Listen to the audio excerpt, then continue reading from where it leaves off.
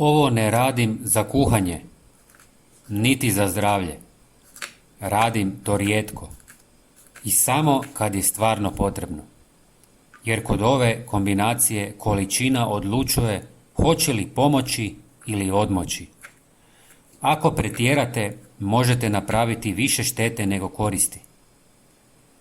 Drugi sastojak većina ljudi već ima kod kuće.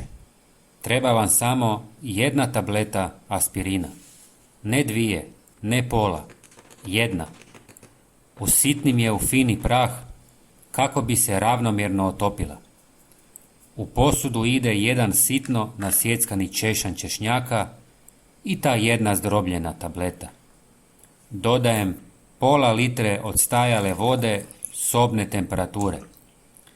Promiješam i ostavim da odstoji između 12 i 24 sata, ne duže, jer tada koncentracija postaje prejaka. Nakon toga procijedim i razrijedim s još pola litre vode. Zašto ova kombinacija uopće ima smisla? Češnjak sadrži alicin i druge sumporne spojeve. Ti spojevi imaju antimikrobno djelovanje i smanjuju prisutnost štetnih mikroorganizama u okolini u kojoj se primjenjuju. Aspirin sadrži acetilsalicilnu kiselinu. U maloj kontroliranoj količini ona u biljci potiče stvaranje salicilne kiseline, spoja koja aktivira prirodne obrambene mehanizme. Drugim riječima, jedan sastojak smanjuje vanjski pritisak, a drugi potiče unutarnju otpornost. Zato je količina presudna i zato se ne koristi često. Ovu kombinaciju koristim kod biljaka, kod sobnih biljaka poput orhideja i fikusa i kod povrća kao što su rajčice, paprike i krastavci.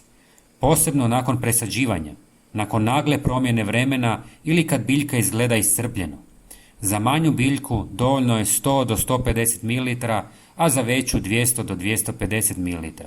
To je jedno lagano zalijevanje u zonu korijena, najviše jednom mjesečno. Ne koristi se na mladim sadnicama, ne primjenjuje se po jakom suncu i ne kombinira se isti dan s gnojivom. Ovo nije čarobni napitak, ali u pravom trenutku može pomoći biljci da se brže stabilizira i nastavi normalan rast.